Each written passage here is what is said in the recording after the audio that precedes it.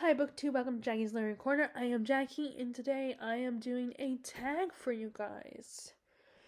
I saw Middle of the Book March doing this tag, and it looked good, so I thought I would do it. This is a tag that requires no books, not no books for me to show you guys, but it does talk about you think about yourself as a reader and how BookTube has a little bit of how your reading has evolved over years. It's the evolution of the reader book tag. So you guys know the drill. You ask me I will ask questions of myself. And like I said, this time there's no book related answers. It's one of those tags that makes you think a little bit more. Um, okay, so question number 1. What do you read? How has your taste in books evolved? Let's see. So, when I was a kid, I read a lot of like those chapter books, those early chapter books like Goosebumps, Animorphs, American Girl, the Magic Attic Book Club. So, I was always into fantasy growing up. I didn't, it was my main genre. And I know we don't like to talk about Harry Potter because of its creator, and she's kind of not a nice person and said some things on Twitter that she should not have said. But Harry Potter was my gateway series to really get into more mature fiction. I mean, it is a YA series, so it's still a teen middle grade series because the first 3 books are probably more middle grade because it starts when Harry is turned 11, and then the second book is when he's 12, and then 13 is the third book, and then it goes on to his teen years. But it's really the first series that was longer and more dense, a little bit more dense series. And then I got into the Dragonlance books, which I really loved, and I was reading them around the time. Either I had already read them, or I was reading them at the time that Lord of the Rings came out, and I often compared that Dragonlance with Lord of the Rings because there were some similarities to it. But it was a really fun series. I wish I still had the books, and I have been tempted to buy them because I've seen them still like at Books a Million. It's a really excuse me. It's a really fun. It was a really fun, exciting, fantasy world series that I really enjoyed. Um, and then I also went through a Nicholas Sparks phase when I was still into romance. I read the Nicholas Sparks books, and it was a book series that my mom and my sister and I got into. Or it's not a series, actually. It's a bunch of different individual books, and they're all kind of follow similar plots. They take place in North Carolina. There's a romance, and a lot of his books have been adapted into movies, like The Notebook, A Walk to Remember, The Last Song, um, Knights of Rodanthe. Oh, what else has been adapted from his? I can't remember all the other ones. But I used to really enjoy those. Now I've kind of moved on from romance and not as big a fan. I mean, I'll still read it and still enjoy it when I do read it because it's something light and fluffy and fun. But now mostly if I read the romance that I prefer romance in fantasy books, not a full-on fantasy romance, but books that have a fantasy book with a little bit of romance in it. I really like. And I did go through the Twilight years, and I was Team Edward, I admit. And that was another one that my mom really liked as well. And I wish we read more books together, but we don't. She's not as much of a reader. Like, a lot of people in my family don't read that much. I do have a few family members, like my aunt and cousin, read a little bit. And then my other cousin on my mom's side, that's on my dad's side. Well, and then I have an aunt and a cousin on my mom's side that also get into reading. But they like different genres than I do. Although actually, no, they do like genres that I like. Like the aunt of my mom's sister-in-law, she likes historical fiction, and I do like historical fiction. I don't read it a lot though. I don't read it all the time. And then my cousin who's a few years younger, 10 years younger than me. She does like fantasy. In fact, she loves the Wicked books. And then but she's also kind of getting into, she's kind of, I think, in that YA, getting into YA. She's still, young enough to really still feel connected to YA. I mean, like I always say, I feel like as an adult, you can still, even when you're in your 40s and 50s, you can still enjoy a good YA book. But I have come to realize that sometimes you feel, when you get to a certain age, like your 30s, you start to not connect with YA books as much. My belief is that, my theory is that, I think when you get to your 30s, and possibly although one of the librarians that that I talked to and am friends with, I remember she was 45 when she told me she still enjoyed YA. But I think when you get to your 30s, you kind of, and possibly in your late 20s or 20s, you kind of want to start reading more adult books, and you don't connect as much to young adult books because they're teenagers, and you're moving on from those years. I mean, I could be wrong here, but maybe that's just me. And my friend Terry is that way. She doesn't read although she does like the Star Wars YA books, or at least some of them. Depends, like if the book is about her favorite Star Wars characters. And my first adult books were probably the Da Vinci Code and Angels and Demons, that series, the Robert Langdon series. I had a fun time with that. Not literary merit, and I know there's people talk about like how, there's a lot of sexism in those books and stuff like that, and how they're probably not historically accurate. Now, I think Dan Brown does probably admit that they're not the most historically accurate. It's more just having fun, and he's all about conspiracy theories, which I had a good time with them. Those were kind of fun, and I like the idea of. I always had liked the idea, and I still like that idea of like a conspiracy theory and history and puzzles and mysteries, and the idea of the Freemasons and the Illuminati. I think it's such a cool concept and so interesting and fun to read about these secret societies. And I think it's the next best thing to magic, magic being real and stuff. I mentioned the Magic Attic series and American Girl dolls. Those are books that, they came with dolls that you could buy, that you could order. There was a whole catalog and everything for the American Girls. I always enjoyed those. I think Luminous Libra has talked about American Girl as well. And how she liked that as well. And I think it's great for like young girls, for little girls, like if you're, if you have a preteen daughter, or like, she's not like, she's old enough to like dolls and to really enjoy them and not accidentally lose pieces in her mouth. I think it's a good thing to get into. It's kind of pricey because, I mean, it's dolls and you can get all the accessories, but it's really fun, and it comes with book series. Like there's each doll has her own set of books, like her birthdays, and then there's Halloween, holiday books like Christmas, and there's books where she learns a lesson, where the girl will learn a lesson. There's school books about her first day of school. They're just about like, they're American girls. They're growing up in America. Each book is about like an American, and then now they're kind of being more diverse and taking girls from different parts, different girls that are half American, but they're also like, from other cultures as well. They're exploring other cultures, but they have dolls that are from other cultures as well. And they also each year, I think they now make a girl that is all about the previous year, I believe, or encompasses that year. They like the doll of the year, I think. They have that now. While Magic Attic is more along the lines of fantasy, where you have this group of friends who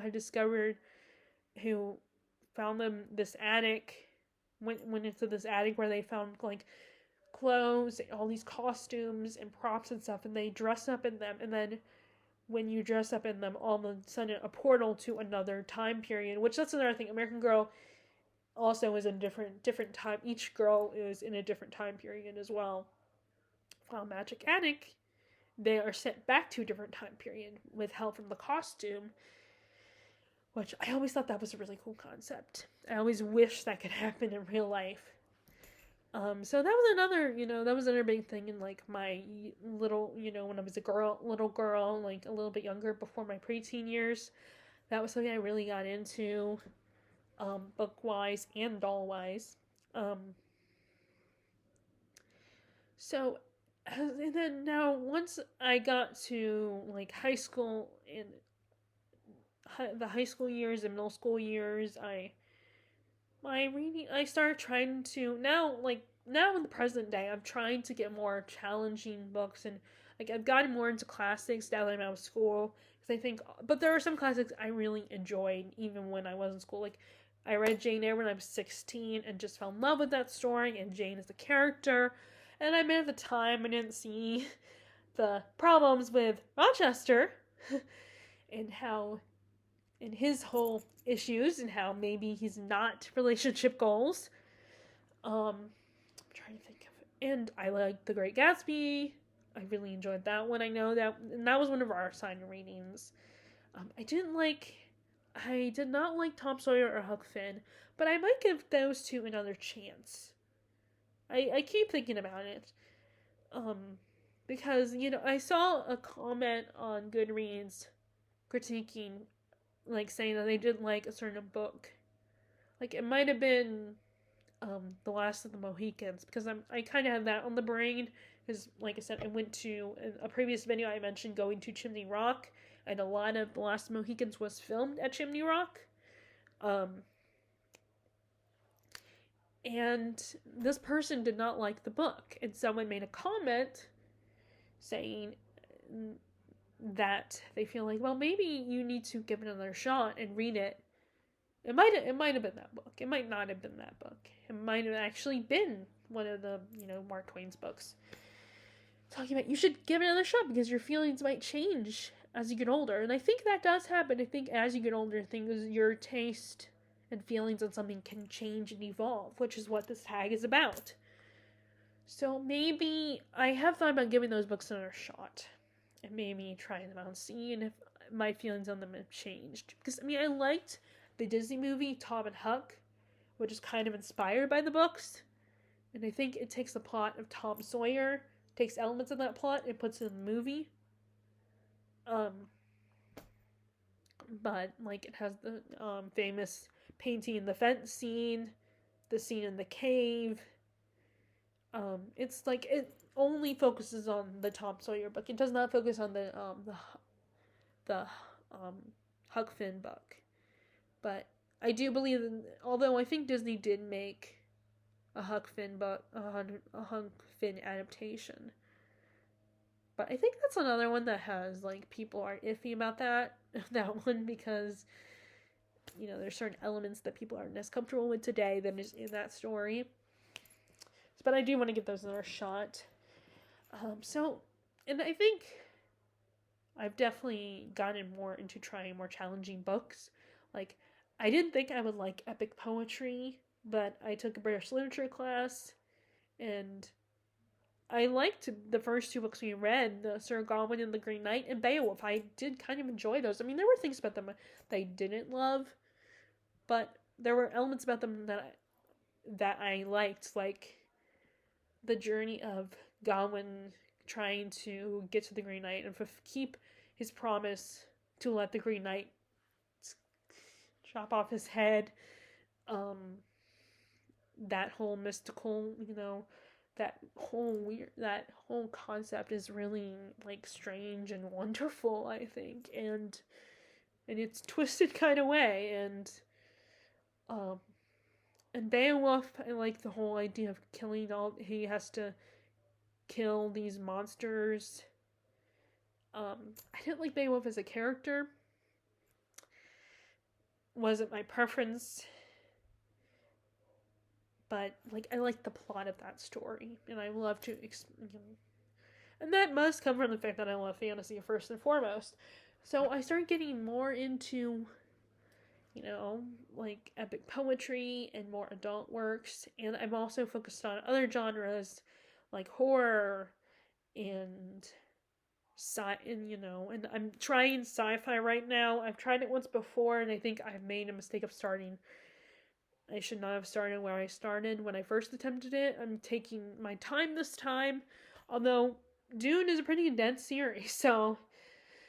But I enjoy it right now, and it's just I feel like sometimes you're just not in the right place for something and I think you have to find the right moment to try something. Um, Unfortunately, it is my progress on the more challenging reads is going really, really slow. So I need to try to do better and try to improve on focusing more on trying on these more challenging books. Like I have Paradise Lost, and I did start that one. It's about the fall of Lucifer and Adam and Eve getting kicked out of the Garden of Eden. And I didn't read the fall of Lucifer part, but I need to pick it up again, and I think I might want to start over. And then, the Divine Comedy, where I'm reading Inferno, and I've gone through the some of the circles already, but not like maybe the first 4 circles. But again, I feel like I need to start over with them. Although with that one I took notes. I remember writing down a few things here and there, and annotating a little bit. So yeah, I think my reading is starting to grow, and I'm getting more interested in more challenging books. I recently bought Ulysses. Although that one's a little more challenging because that is definitely even more challenging because of the different writing style he uses that James Joyce uses, which I have had a James Joyce book before. The Rainbow, I think it was called. I had that one. And at the time, I was not as interested, and I ended up donating it at some point. But I would like to, like I said, I'm obviously giving James Joyce another shot, and maybe this is a little too much for me to start, but I am stubborn and won't give up, so I'm gonna keep trying. And like I said, the challenge of that one is like each section is a different writing style. I do for some reason really like how the book looks too, which I know it's shallow of me, but I like aesthetics. So yeah, my reading has evolved quite a bit in this, but some of it has stayed the same. Okay, finally on question number 2. How do you read? Has the format of your reading changed? And this probably I won't have to talk as much about this one because still I'm not that crazy about ebooks. I did have a Nook, and I did try it for a little while because it was a Christmas gift, so I figured I'd try it anyway. And I read a few books on there, but then I just kind of forgot about it. And I still read paperbacks. I still prefer paperbacks, but I have some of my books. If it's a smaller size book, then I might go ahead and get on hardback, like Miss March. That's not a long book. It's a small hardback, so it doesn't take up as much space. And audio, but I'm really getting into audiobooks. I always liked audiobooks. I just never really, got into them as much whenever we would go on road trips, I would get an audiobook. I mean, my mom would have an audiobook, and I had the 5th Harry Potter book on audio CD, and I always I always enjoyed listening to it. So I like audio. I always liked audiobooks. It's just, I didn't have the tools to access them at the time. Then, I kept hearing about Libby, and I have an iPhone, and on my iPhone is an app for, reading books on your phone, like an audiobook or ebooks, I think, that you can do. But like I said, I still am not that crazy about ebooks. But I've said this before, I do understand why there are some people who get into ebooks. And it's and it probably is nice not to have to, when you want to bring a bunch of books with you, to have them all on your e-reader is probably nice. And sometimes it's just easier to read an e-reader. and now I think there is something on there where you can adjust the light so it's more focused on nighttime. It's like a nighttime light. Um, Instead of like the ultraviolet daytime light that can trick your brain to think it's not bedtime yet. But I still don't like the idea of an e-reader. And I'm one of those people who prefers to see how many pages I read, like get a visual of it, not just see the number, but actually see the pages, the progress I made. I prefer that over just getting the numbers. But I really, I enjoy using the audiobook, even though I only listen to it when I'm getting ready for the day or getting ready for work, or getting ready to go to bed. I will listen to it, like, taking a shower and stuff. But that's about it, So, but I do enjoy it. I enjoy listening to them, and there's certain books that it's nice and convenient. Like, it allows me not to have a physical copy that will take up space, but still have the book for me to consume the story. Like, and there's certain, like, nonfiction. Sometimes it's easier to have someone read it to me, especially if they're long and dense. Like, I almost wish I had my Walt Disney biography on audiobook because it is a long, dense book. It's not that hard to read. The writing is easy, but it's a lot to read. That's what I did with the Hamilton biography. I just finally got it on my audiobook iReader on my phone. I got that one on there, and I still have to buy the books. Unlike Libby, where you're just borrowing them, so they're free. But the longer books, I can't get on Libby because they're going to take more time for me to get through. And you only have 2 weeks because when you only have a week because they probably figure you're going to be reading them while you're in the car and stuff like that.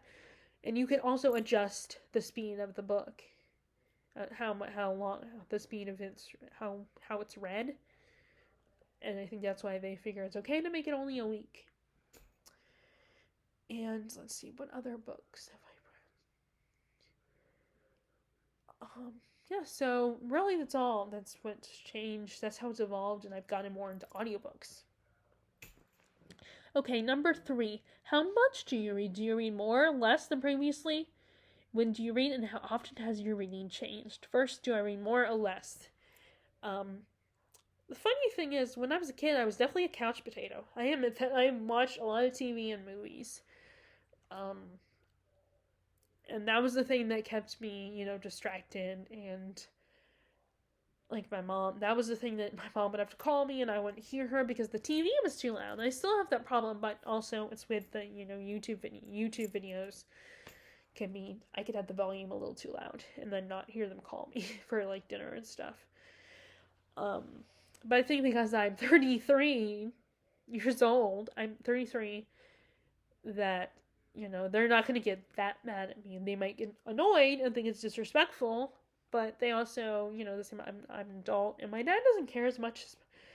My dad is like whatever about it sometimes. He doesn't, especially if it's just the two of us. My mom goes out of town to visit my grandmother or my sister. My dad doesn't care as much. I mean, but because I'm 33,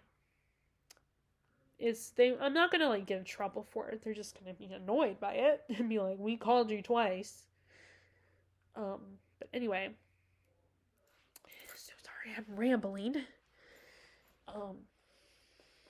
Anyway, so I didn't read as much as I feel like I didn't read as much when I was younger. I mean, I did love reading. I've always loved reading, but I feel like I didn't read as many books back then. Like, I was more focused on one book or one series back then. As now, I feel like I read a lot more. And this kind of refers back to question number 4 on why I read a lot more. I think this year, the last few years. Because of BookTube, I think I read a lot more. And I'm trying not to address too many and take away from question number 4. too much. So I will elaborate more on that when I get to question number 4. But yeah, I feel like I read more than I did back then. And I've tried a lot more different types of reading, different books, different genres. When do I read? So I try to read when I'm off. I try to get my read in the late morning and then early evening, and then in the evening. And like when I go to work, depending on what time I have to go into work, I can sometimes get a little bit of reading in before I go to work, and then I bring a book with me to read during my 15 minutes so I can at least get a couple pages in, and so I don't have to waste time staring at my phone. And sometimes I have to get dropped off early, so I will read then, and it gives me a little bit more time before I have to start work. And then I try to read when I get home. Now, if I get home at like 5, like I did yesterday and the day before, then I might not get to my reading until I get in bed, until I go to bed, and then I'll read in bed. Depending, like, if I'm sick like I am right now and I'm taking medicine that makes me drowsy, then I might not get as much reading done in bed. But if I'm not sick, I'm not taking medicine that will make me drowsy, then I still might fall asleep as soon as I get in bed, but sometimes I might be able to get through more pages. The most of the reading I get done is in the late morning. Because, I like to, that way I will have the whole day. And when I'm making a video like I'm doing right now, then I might film this and get this done and out of the way, and then get to my reading. Just to get this out of the way, because I don't want to be uploading this and it being late. And then the last question is, how often has your reading changed?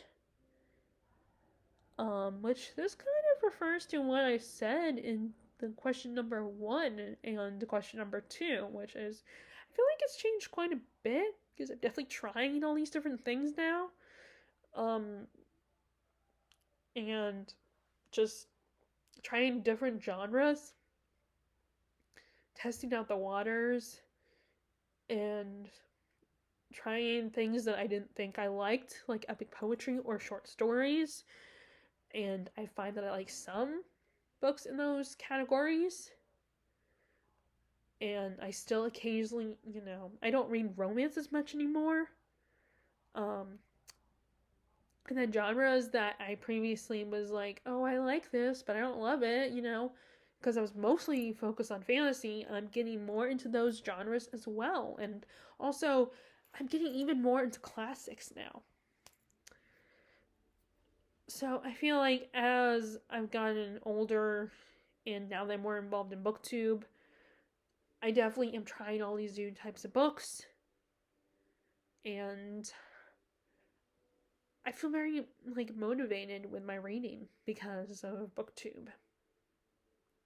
So let's go ahead and get to question number 4, because I'm kind of trying to dance. I've been trying to dance around that about question number 4 via question number 3. So question number 4 is, how has BookTube changed you as a reader? So it has changed me a lot. It's definitely, so I think the biggest thing about BookTube is not forcing you to do anything. It's not forcing you to prioritize reading as many books as you can, and it's not forcing you to try books that you don't like, or forcing you to finish a book when you want to DNF it. It's not forcing you to do anything, or not forcing you to keep up with everybody else. But at the same time, the biggest problem I think is BookTube makes you more aware. So it's not forcing you to do any of those things, but it does make you aware of all these new books coming out. And if you don't purposely look for new books coming out, like how they talk about them in magazines, in the newspaper, or even if you actively look for it on the internet, it's easy to ignore that. It's because it's all over it's spread out, the information. But on BookTube, it's all in one place because other people have already looked it up.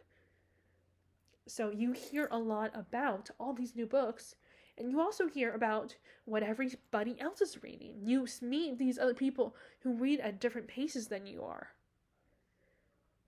And I'm no different. Like, I am a lot more aware of what I might be missing out on and the new books that I would be interested in. I'm aware of that now. So I think that's the problem. Well, it's not necessarily a problem, but it can be a problem because then you, as the viewer slash reader, you get it in your head that you feel like you have to keep up with them, have to keep up with everybody else.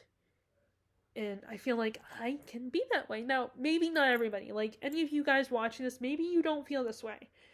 But I don't think at least one of you might feel this way. That the struggle of, like, BookTube making you more aware of what's going on, what everybody's reading, who has just, and whenever people do wrap-ups, they've read so many books. And you're like, how do you do that?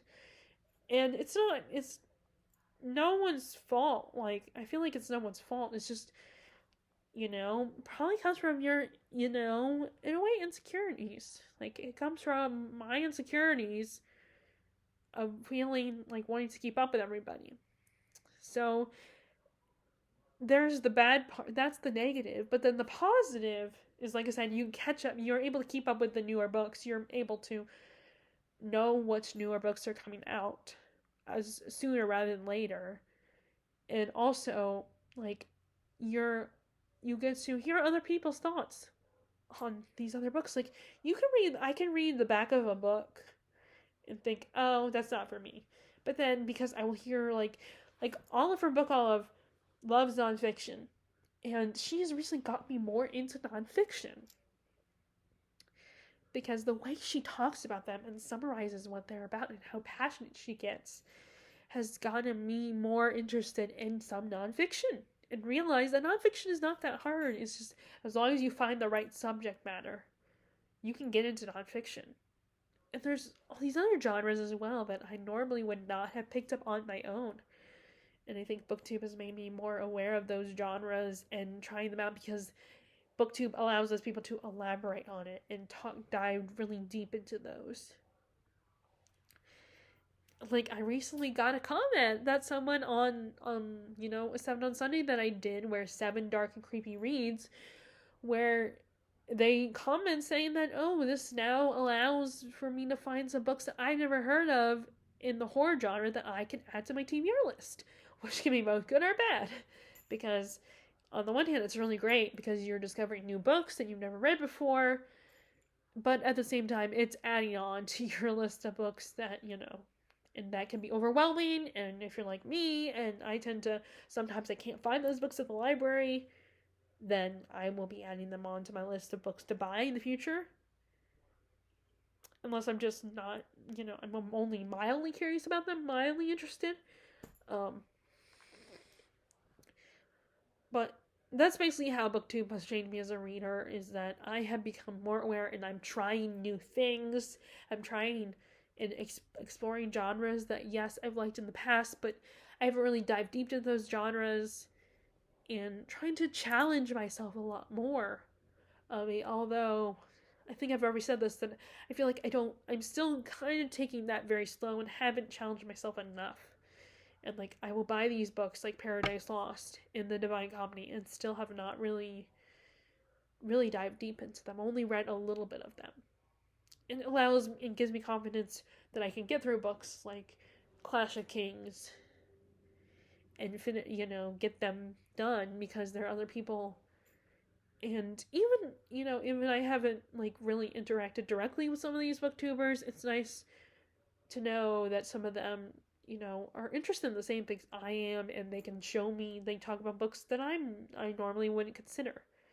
So BookTube is both good and bad in how it makes you more aware of the books that are out there. And that's how it is for me. It's changed me as a reader. So that is the evolution of the reader book tag. If you want, the last question, number 5 is basically tag people. So consider yourself tagged if you guys are interested in doing this. in doing this tag, or at least answering one of these questions if you want to. Feel free to answer in the comments below. If you guys like this video, be sure to give it a thumbs up. Click subscribe if you haven't already and you are interested in my channel. And click the bell notifications icon if you want to know when I post new videos. And I will talk to you all later. Alright, hope you're enjoying your reading, and bye.